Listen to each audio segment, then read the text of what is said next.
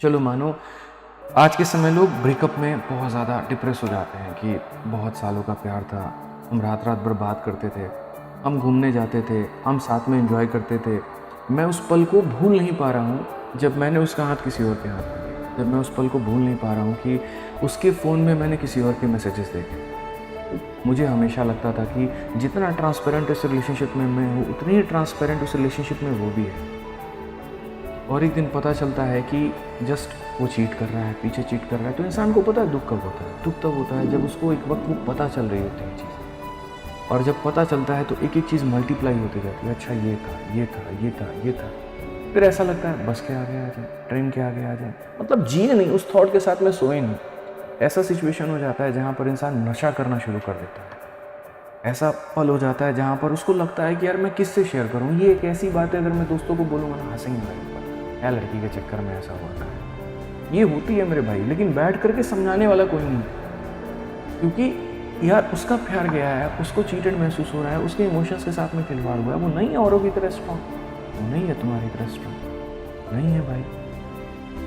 उसने एक चीज़ को मान लिया, उसका लगाव हो गया। एक बच्चा भी अगर एक खिलौने को खेलना कई दिनों के साथ में सीख जाता है ना, तो उसके लिए सब कुछ हो जाता है। एक आपके घर में एक छोटा सा पेट आ जाए ना, अगर एक कुत्ता का बच्चा आ जाता है या कोई भी आ जाता है ना, आप उसके साथ में कुछ दिनों में इतना अटैच हो जाते हो। फिर भी तो यार हमारी अटैचमेंट एक इंसान के साथ में होती है, जिसके साथ हम रहें, जिसके साथ में हम घूमें, जिसके साथ में अच्छा पल बिताए। और पता चलता है कि जब वो इंसान किसी और के साथ में है, किसी और के हाथ में हाथ डाल करके वो घूम रहा है, और जब वो सीन हम देखते हैं हमारे नज़रों से नहीं उतर पाता है। बेशक ये बात मैं आपकी मानता हूँ, लेकिन इसका मतलब ये नहीं है कि वो ज़िंदगी का अंत है। कई लोग बोलेंगे करियर से जवाब देना उसको, अरे उसको जवाब ही क्यों देना है? कुछ चीज़ें क्या हम ज़िंदगी में लेट गो नहीं कर सकते क्या? बताओ यहाँ पर, क्या हम लेट गो नहीं कर सकते हैं? क्या हम जाने नहीं दे सकते हैं? क्या हम छोड़ नहीं सकते हैं? अरे जा रहा है तो जाओ यार, तुम्हारी किस्मत तुम ले करके गए भाई। मैं मानता हूँ कि वक्त लगेगा, हील होने में वक्त लगेगा, इसमें कोई दो मत की बात नहीं है। लेकिन वक्त लगेगा ना, तो वो आपको धीरे धीरे धीरे धीरे धीरे धीरे और बेहतर ही बनाएगा, चीज़ों की समझ आपकी बढ़ती चली जाएगी। तो जितने भी लोग हैं जिन्होंने अपने करियर के ऑब्सेशन में आकर के, ऐसे कभी थॉट्स भी आते हैं प्यार के चक्कर में, मेरे भाई ऐसा सोचते भी हो ना, भाई ज़िंदगी बहुत बड़ी है। मैंने ज़िंदगी देखी है, एक मुकाम पर मुझे समझने वाला कोई नहीं था। एक मुकाम पर मेरे मन में भी अपने करियर को लेकर के काफ़ी थॉट आते थे। एक मुकाम पर मुझे ये लगता था कि यार 1 साल की तैयारी सोच कर के आए थे, आज 1.5 साल हो गया, 2 साल हो गया, मेरे जीवन का क्या होगा।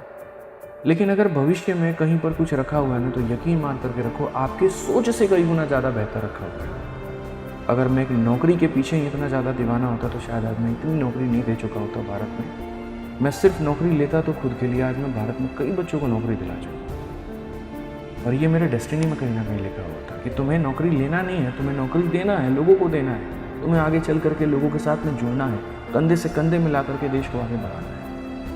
और मैं दीवाना किस चीज़ के पीछे था? अपनी नौकरी के पीछे, कि मेरी नौकरी लग जाए मेरे लिए जीवन में। तब से सब कुछ वही है। पेपर में कम नंबर आ रहे हैं, डिप्रेस हो गए भाई साहब।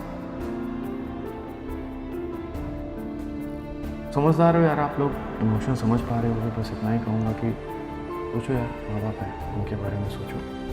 मैं तो ज़िंदगी में बस यही मानता हूँ कि किसी के लिए जियो ना जियो, माँ बाप के लिए ज़रूर जियो यार। वो तुम्हारे लिए जीते हैं, तुम नहीं हो ना, उनकी ज़िंदगी कैसे बीतेगी, क्या बीतेगा, वही जानेंगे। भला समाज वमाज कुछ नहीं होता भाई, ऐसे है बस। नाकामयाब हो तो ताने मारेगा, कामयाब हो तो आगे फ़ोटो खिंचवाएगा, सेल्फी लेगा, बस कुछ नहीं है।